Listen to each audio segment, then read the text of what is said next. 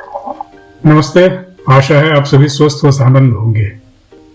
बीच में थोड़ा व्यवधान हो गया, अंतराल हो गया, कुछ व्यक्तिगत कारणों से मैं व्यस्त हो गया था, जिसकी वजह से मैं समय पर वीडियो लेके आ नहीं पाया। आज जिस विषय पे मैं बातें करने जा रहा हूं उसमें कुछ अपने पर्सनल लाइफ का भी पुट है और कुछ ज्ञान की भी बातें हैं जो मैंने अपने लाइफ से भी सीखा है, प्लस जो पढ़ लिख के आदमी को थोड़ा बहुत अनुभव होता है उससे सीखा है। एक कॉन्सेप्ट है साइकोलॉजिस्ट में हेल्पर्स हाई का। कहने का मतलब है कि जो हेल्प करते हैं वो बहुत ही हाई फील करते हैं, अच्छा फील करते हैं भीतर से। कहा जाता है कि जब आप किसी को हेल्प करते हैं, जेन्युइनली हेल्प करते हैं बिना किसी एक्सपेक्टेशन के, बिना किसी रिटर्न के, not helping not as an investment, helping as a charity, in that case जो आपके भीतर मूड बूस्टिंग केमिकल्स डोपामाइन और ऑक्सीटोसिन रिलीज होता है ना, वो आपको एक बेहतर फील कराता है, पॉजिटिव फील कराता है, आपको डिस्ट्रेस करता है। कुछ शाखा प्रबंधकों ने, कुछ लोगों ने मुझसे ये कहा था कि अपने आप को डिस्ट्रेस कैसे करें। हेल्प कीजिए लोगों को। आप जितना जेन्युइनली हेल्प करेंगे लोगों को, उतना ही आपको अपने भीतर आप मूड बूस्टिंग केमिकल्स को आप रिलीज करवाएंगे और जो नेगेटिव फीलिंग्स वाला, स्ट्रेस वाला केमिकल है कॉर्टिसोल, उसको आप कम करेंगे।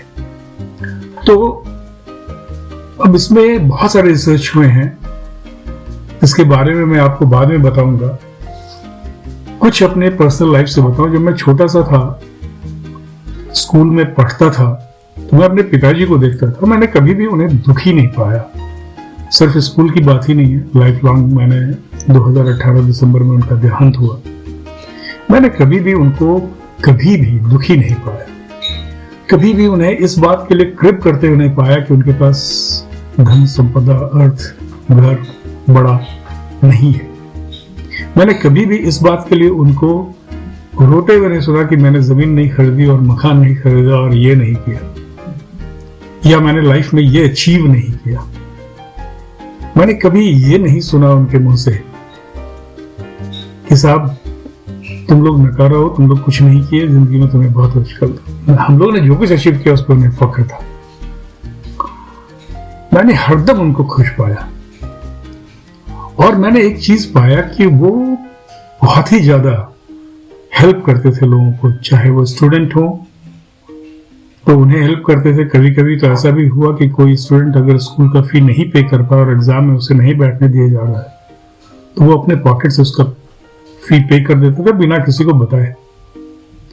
गांव में कितने बच्चों की शादियों में उन्होंने पैसे दिए, मेरी माताजी तक को नहीं पता। रास्ते में जब भी चलते थे तो पॉकेट में 10-15 चॉकलेट्स जरूर रखते थे, जो बच्चे मिल जाएं उनको बांटते जाएं। ये प्रवृत्ति थी उनकी, और इसलिए कभी भी मैंने उनके वो स्ट्रेस में नहीं देखा, कभी भी टेंशन में नहीं देखा। अपनी बात अगर बताऊं तो वैसे तो आप राजकाज में उलझ जाते हो, लेकिन जब आप अपने बचपन की ओर जाते हो, जब पिताजी को देखा है मैंने इस तरह से करते हुए, तो मुझे भी लगता था कि अगर मैं पढ़ने लिखने में बहुत अच्छा नहीं कर पाया तो क्या एक ऐसा काम करूं जो कि लोग मुझे दूसरों से डिफरेंट समझें, अच्छा समझें और अप्रिशिएट करें। आप दौड़ भाग में भी आपसे बेहतर बहुत लोग हैं, खेल कूद में बहुत बेहतर हैं आपसे लोग, पढ़ने लिखने में तो बहुत ही लोग आपसे बेहतर हैं। सारे मेरिटोरियस स्टूडेंट के बीच में आप थे। गीत, संगीत, नाटक, उसमें भी और लोग हैं। क्या ऐसा है जो दूसरे नहीं कर सकते जो आप कर सकते हैं? तो आपको एक छोटी सी बात बताओ। जब हम लोग 14-15 साल के ग्रोइंग एज में थे तो नेतरहाट में रहते थे, पढ़ते थे, छुट्टियां हो जाती थी 2.5 महीने तक, बारिश हुआ करती थी, जाड़े 1.5 महीने की छुट्टियां हुआ करती थी जाड़ों की। तो हम अपने मित्र के साथ, जो वहां के शिक्षक के अन्य पुत्र वगैरह थे जो हमारे एज ग्रुप के थे, उनके साथ हम लोग निकलते थे। वहां ना तो बस चलता था, एक बस रांची से सिर्फ आता था शाम में, 154 किलोमीटर रांची से डिस्टेंस था। उसी बस से सारे ग्रोसरी के सामान आते थे, सब्जियां आती थी, जो कुछ भी आना है उसी से आता था। टूरिस्ट भी आते थे। तो हम लोग का फेवरेट डेस्टिनेशन घर से बस स्टॉप हुआ करता था। टूरिस्ट आ रहे हैं तो आप देखते भी थे, मिलते भी थे, ऑब्जर्व भी करते थे, और कुछ सामान आ गया तो आप लेके चले आए। मेरे घर से बस स्टॉप की दूरी 1.5 किलोमीटर की हुआ करती थी, और मैं अपने मित्र के साथ हम लोग रोज जाते थे। और वहां जब जाते थे तो हमने एक चीज ऑब्जर्व किया कि वहां पर एक कोऑपरेटिव सोसाइटी थी जिसका कि भवन बना हुआ था, जहां आटा चक्की चलता था, जहां स्टोर, कंज्यूमर स्टोर था बेसिकली स्कूल वालों के लिए। वहीं वरांडे में बस टिकट काउंटर के बगल में एक गरीब भिखारी रहा करता था जो दोनों पांवों से लाचार था। उसका नाम धन्नो था। कभी किसी लोग बताते हैं कि कोई जंगल में किसी जानवर से लड़ाई लड़ते उसके दोनों पांव चले गए। जीवन यापन वो कर नहीं सकता था तो उसने भिक्षाटन को अपना जीवन यापन समाया, और वो उसी वरांदे पे रहा करता था। और जब बस आने का समय होता था तो घिसट घिसट के वरांदे से उतर के घिसट घिसट के कभी गिर जाता, कभी उलट जाता। वो उस जगह पे, एक जगह पे, नियत जगह पे बैठ जाता बस के पास, और जब बस से टूरिस्ट उतरते तो उनसे हाथ फैला के भीख मांगता। और फिर बस जाने के बाद वो वापस बरामदे पे चला जाता। जाने में भी उसे आधे घंटे लगते, आने में भी उसे आधे घंटे लगते, उतनी ही छोटी सी 10 मीटर की दूरी को तय करने में। तो हमने आपस में बातें की कि हम लोग बहुत डिप्रेस फील करते थे, पढ़ने में भी अच्छे नहीं, ये नहीं, कुछ नहीं कर पा रहे। घर में कुछ सुनना नहीं पड़ता था, लेकिन फिर अपने भीतर एक फीलिंग आती थी, अच्छा नहीं लगता था। तो हमने दोनों मित्रों ने यह तय किया कि हम लोग अगर इसको उठा के जहां ये बैठता है वहां बिठा दिया करें बस के आने से पहले, तो इसके लिए तो अच्छा हो जाएगा ना। हमने कभी एक्सपेक्टेशन नहीं किया कि हमें कुछ मिलेगा उससे, लेकिन इसे अच्छा लगेगा तो हमें भी अच्छा लगेगा। तो हमने उसे नियत समय पर उठा के बस जहां रुकती थी वहां पे बिठाना शुरू कर दिया। वो गंदा रहता था, उसके कपड़े गंदे रहते थे, उसके बदन से बदबू भी आती थी। बावजूद उसके हम उठाते और उसे वहां रखते, और फिर जब बस थोड़ी सी चली जाती विश्राम स्थल को तो उसे उठा के वापस बरामदे पे रख देते। वो बहुत खुश होता, दोनों हाथ उठा के हमें आशीर्वाद देता, और कुछ दिनों के बाद तो वो इंतजार करता हम लोग का। उसकी आंखों में जो अप्रिसिएशन हमें दिखता, जो एक वत्सलता हमें दिखती, वही हमारे लिए सब कुछ था। हमें भीतर से अच्छा लगने लगा, हमें भीतर से कॉन्फिडेंस आने लगा, हमें भीतर से यह फील होने लगा कि हम कुछ कर रहे हैं और हम भी कुछ डिफरेंट कर सकते हैं। जो वहां पे जितने भी लोग रहते थे बस स्टॉप पे या even tourists, they used to feel very happy and they used to appreciate. उनकी आंखों में वो अप्रिशिएशन दिखता था जो हमें भीतर से महसूस होने लगा। हम लोग उस समय में नहीं जानते थे कि ये कॉर्टिसोल क्या होता है जो स्ट्रेस बढ़ाता है, और डोपामाइन और ऑक्सीटोसिन क्या होता है जो मूड बूस्ट करता है, अच्छा फील कराता है। ये हमें नहीं पता था। ये तो बाद में जब कॉलेज वगैरह में पहुंचे और पढ़ने लगे, थोड़े बहुत सुनने लगे, ज्ञानियों की संगत होने लगी, तब समझ में आया कि ये चीजें रिलीज होती हैं। हार्मोन्स, अच्छे हार्मोन्स रिलीज होते हैं अगर आप किसी को हेल्प करते हैं। तो अपने लाइफ में जो मैंने महसूस किया उसी चीज को मैं आपसे बता रहा हूं। अगर आप कभी भी स्ट्रेस फील करते हैं ना, दैट मीन्स कि आपके बॉडी में कॉर्टिसोल बढ़ गया है, ब्लड स्ट्रीम में कॉर्टिसोल ज्यादा बढ़ा है, उसको कम करने की जरूरत है। वो इसलिए होता है, उसको न्यूट्रलाइज आप तभी कर सकते हो जब आप ये मूड बूस्टिंग हार्मोन्स, जिसको हैप्पी हार्मोन्स भी लोग बोलते हैं, ये दो जो मूड बूस्टिंग है, डोपामाइन और ऑक्सीटोसिन, इनको आप बढ़ाएं। और इनको आप तभी बढ़ा सकते हैं जब आप हेल्प करेंगे जेन्युइनली दूसरों को। और ये हेल्प किसी भी तरह से हो सकता है, या तो आप पढ़ाइए लोगों को या ब्लड डोनेट कीजिए। आप देखिएगा जो लोग ब्लड डोनेट करते हैं कितना खुश फील करते हैं। ऑर्गन डोनेट करते हैं लोग, वो बहुत एक्सट्रीम है। लोग सोसाइटी में जाते हैं, वीविंग अगर आपको आती है तो वीविंग सिखाते हैं, स्टिचिंग सिखाते हैं, लोगों को डिस्ट्रीब्यूट करते हैं अगर फाइनेंशियली वो कैपेबल हैं तो।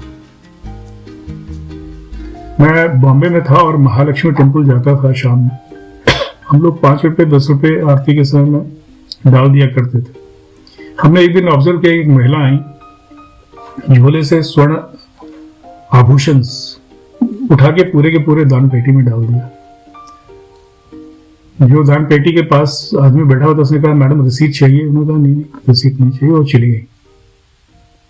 हमें बहुत अजीब लगा ये, लेकिन मैं महसूस कर सकता हूं कि उन्होंने एनोनिमसली डोनेट किया और जेन्युइनली डोनेट किया, और उससे जो उनको आंतरिक खुशी मिली होगी वो डोनेशन रिसीट काट के अपने नाम करवाने वालों को नहीं मिलती है, ये मेरा मानना। तो जो कुछ भी आप करते हैं ना, अगर आप रिटर्न की अपेक्षा किए बिना लोगों को मदद करते हैं तो आप ज्यादा फील करते हैं अच्छा, और आपको अच्छा लगेगा वो। तो मेरा यही कहना है कि अपने आप को अगर डी स्ट्रेस करना हो तो हेल्प अदर्स।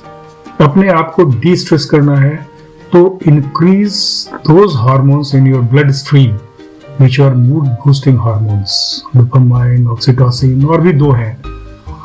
मैं साइंस का स्टूडेंट नहीं हूं इसलिए उतना नहीं जानता। साइकोलॉजिस्ट ने इस हेल्पर्स हाई को बहुत इंपॉर्टेंस दिया है, और उनका कहना है कि हर व्यक्ति के भीतर एक दूसरे को हेल्प करने की भावना होती है। अगर आप उस भावना को इंप्लीमेंट कर देते हैं, कार्य में ले आते हैं, एक्शनेबल पॉइंट बना लेते हैं, तभी ये हार्मोन्स रिलीज होते हैं। सिर्फ सोचने से रिलीज नहीं होता है। थिच नॉन हान एक बुद्धिस्ट फिलोसोफर हुए, एक्टिविस्ट भी हैं बहुत। उन्होंने भी यही चीज कहा है। उन्होंने कहा कंपैशन फील करने की चीज नहीं है। Compassion is not an noun, compassion is a verb. It's an actionable point. अगर आप compassion feel कर रहे हैं ना और उसको एक्शन में नहीं ला रहे, that means वो सिर्फ एक इमोशन है जो आप महसूस कर रहे हैं। लेकिन अगर आप कंपैशन फील करना चाहते हैं तो आपको एक्शन करना पड़ेगा और उस आदमी को हेल्प करके कंपैशनेट बनना पड़ेगा। जो कंपैशनेट होता है वो एक्शन ओरिएंटेड होता है, वो फीलिंग ओरिएंटेड ही सिर्फ नहीं होता। तो ये सारे फिलोसफर्स ने इसमें काफी ज्ञान दिए हैं। बुद्ध ने भी काफी इसके बारे में कहा है। बोधिसत्व का कॉन्सेप्ट ही इसी से उभरा है कि जो आप बुद्धि से फील करते हैं, जो महसूस करते हैं, उसको आप अपने जीवन में अप्लाई कीजिए। तो ये सारे जो धर्म हैं, कोई भी धर्म हमें हेल्प नहीं करना है ये नहीं सिखाता है। सारे धर्म हमें दूसरों को हेल्प करने की, मदद करने की भावना सिखाते हैं।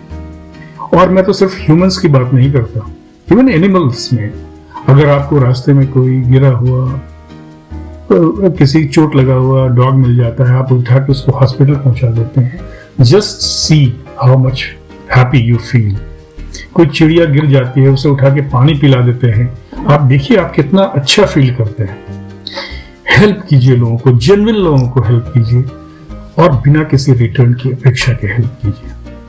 मुझे उम्मीद है आप सब अगर अपने इस भावना को एक्शन पॉइंट में ले आएंगे, कंपैशनेट और हेल्प करने की भावना को, तो आप अपने आप को कंप्लीटली डिस्ट्रेस कर पाएंगे, कंप्लीटली खुश कर पाएंगे, कंप्लीटली हैप्पी रखेंगे, और आपको कभी भी दुख नहीं होगा। So all the best to you all. Be compassionate in action, take action, do good job for others and forget that you have done a good job, क्योंकि वो आपको जो रिटर्न है ना, वो ये मूड बूस्टिंग, जो हार्मोन्स रिलीज होते हैं, जो केमिकल्स रिलीज हो रहे हैं आपके भीतर, वो आपका सबसे बड़ा रिटर्न है हेल्पर्स हाई कॉन्सेप्ट में। So help and feel high. नमस्ते।